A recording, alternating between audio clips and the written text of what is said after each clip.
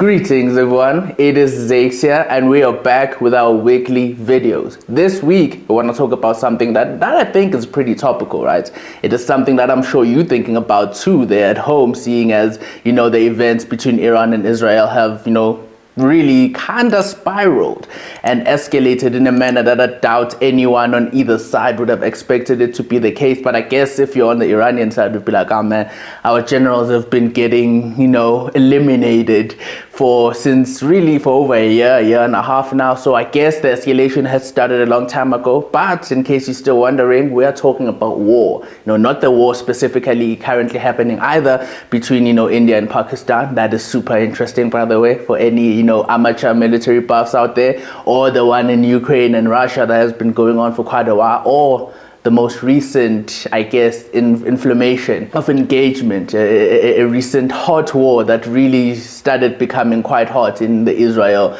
and Iran one. But we want to talk about war from a libertarian perspective, right? This is something that states ought to do, what is it, and everything like that. So let us start really in defining, I think we all have an idea of what war is, right? I'm sure if you were to ask all 7 billion plus people on the planet Earth what is war, you'd probably come up with over 1 billion answers, given that, war has such different understandings in people. But I would think in the nature and the air of Calvin Clausewitz, right, is that its nature really doesn't change.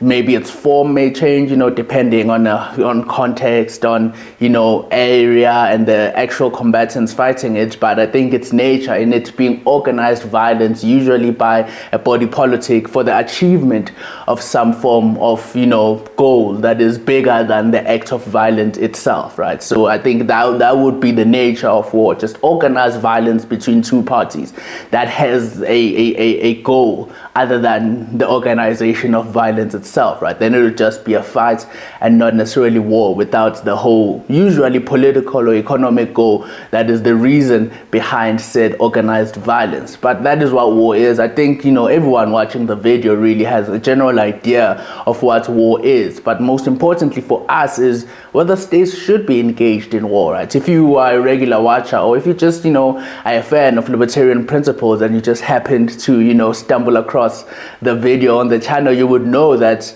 well, the role and the duty of the state, right, is the protection of life, liberty, and property. This is something that I think we can all agree as people who are proponents of the liberty of the individual and, their pursuit of prosperity as they deem fit. This is something that the state ought to be limited to in protecting my liberty, my ability to, prosper as I deem fit, to protect my property, which will enable me to prosper as I deem fit, and of course, to protect my life, right, because I need to be alive to do all of these things that are associated with life. And this really is the primary duty of the state. It is exemplified through things like having a courts and a contract system and an ability to enforce court judgments against, violations of people's rights to property, as an example, all forms of property. And then you have, in South Africa, our constitution explicitly recognizes the right to life, which led to, the case that barred the death penalty, which existed under a previous dispensation. There's the argument for the death penalty that is probably a topic for a video for another day. But with the right to life, right, that is much more clear, I guess, in the South African context. But the state needs a criminal justice system to, at the very least, protect those who have had their right to life, or give justice to those who have had their right to life, extinguished or threatened in the case of attempted murder or anything of that manner, right? So the state protects the right to life, protects the right to property, and it protects the right to liberty through various protections and rights that are given to people that give them the leeway, right, to assemble, to express themselves, to associate with whomever they may deem fit. These are all things that the state protects. But within the context of war, then, is what happens when I, as Zakhele, decide to go to, another foreign country, invest my capital there. Just as one example, right? I invest my capital there, however little it may be. And then my capital is taken by, maybe the states of that particular jurisdiction, or, some member of that particular jurisdiction, and their state is not willing to prosecute or really follow the same processes that I would deem normal here at home, right? In the restitution for someone who has had their right to property violated, which would have been my investment in that case. What happens then, right? What happens really, the question I think that I'm asking begs is trying to frame the impetus that a state may have in going into war, right? In this instance, the South African state may say that in their protection of my liberty and my property, they would then go into an offensive war with a state from whatever jurisdiction I may have invested in that has taken my property. It would be well reasonable and logical for a state to do that because as part of its duty, the state is supposed to protect my property. And that protection ought not to be limited by territorial boundaries. Maybe there can be arguments on the margins about whether territorial boundaries limit really the protection and enforcement of those rights. But I think the most glaring example that we can have in the modern day, right, is the United States of America, which has the might and the capability of protecting the property rights of its citizens.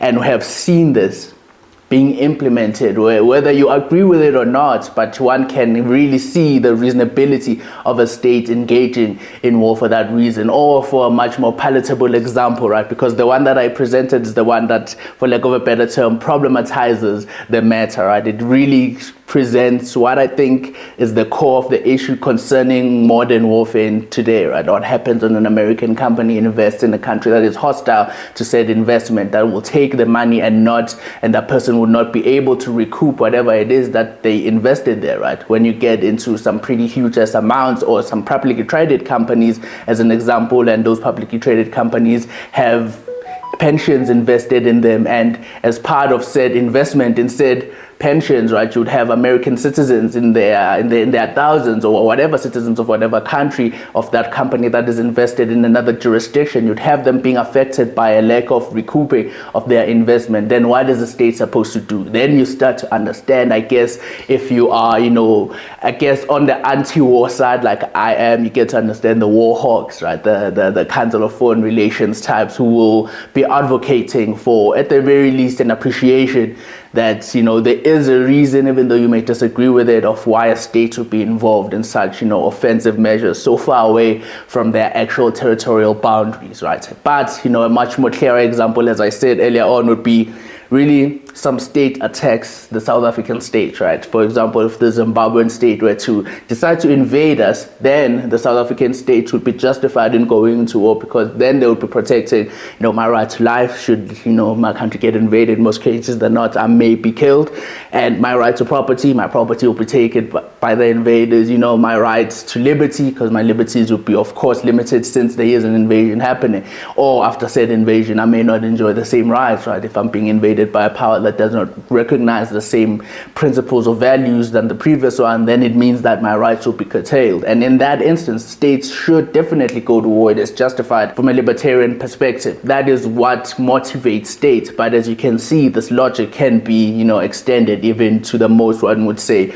obscure of, instances. And as such, I guess for libertarians, really the fundamental question that we always ask ourselves is the reason the state is going to war to protect any one of these three things, right? Life, liberty, or property. That is, I guess, to me, a determinant between whether a certain war is justified or a certain war is unjustified, right? If it is for the protection of life, liberty, and property, then to me it will be justified. But that's the thing, though, in the protections of these things, one would say that it is premised on one's positionality, right, on one's perspective, since every person or every side of the war would feel justified in this instance. But I say that there's objective reality, even though the modern day is trying to push us into this form of relativism that will have us refuse to admit when certain things are a certain way. And as such, I would leave it up to you to judge, right? Like, you judge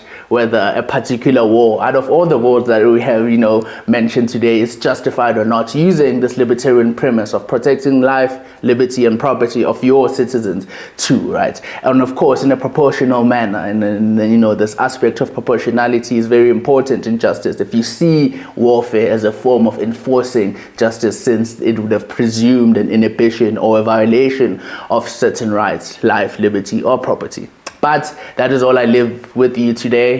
This is something that interests me a great deal, the theoretical aspects behind the use of, organized force by the state. Since I'm an anarchist, I am always interested in looking at ways in which the state uses its force and how it justifies that, because I find there are usually a lot of problems within that. But, I am a minarchist in the worst of days, so I get to understand to the side of certain status when it comes especially to, military action, given that it is important in the protection of the things that I hold dear, that is, life, liberty, and property. But please do tell me what you think. Do you think any of these wars that are currently happening in the world, right, as we were talking about them, are they justified?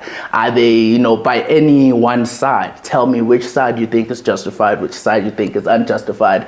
And maybe, hey, you may be conspiracy adjacent. You may think all of this really is accelerating the prospects of, World War III, of a global war that, that will impact a whole lot of powers, as we are seeing right now, the jurisdictions that are involved in, escalated tensions are jurisdictions that have a whole lot of allies that are pretty powerful. So, we hope that cooler heads will, of course, prevail, always advocate for peace at all times globally. So, yeah. Please do tell me what you think, share your thoughts, like the video, subscribe if you're unsubscribed, and share the video with anyone who might be interested in this conversation so that they also join us in the comment section. And as always, please remember, stay free.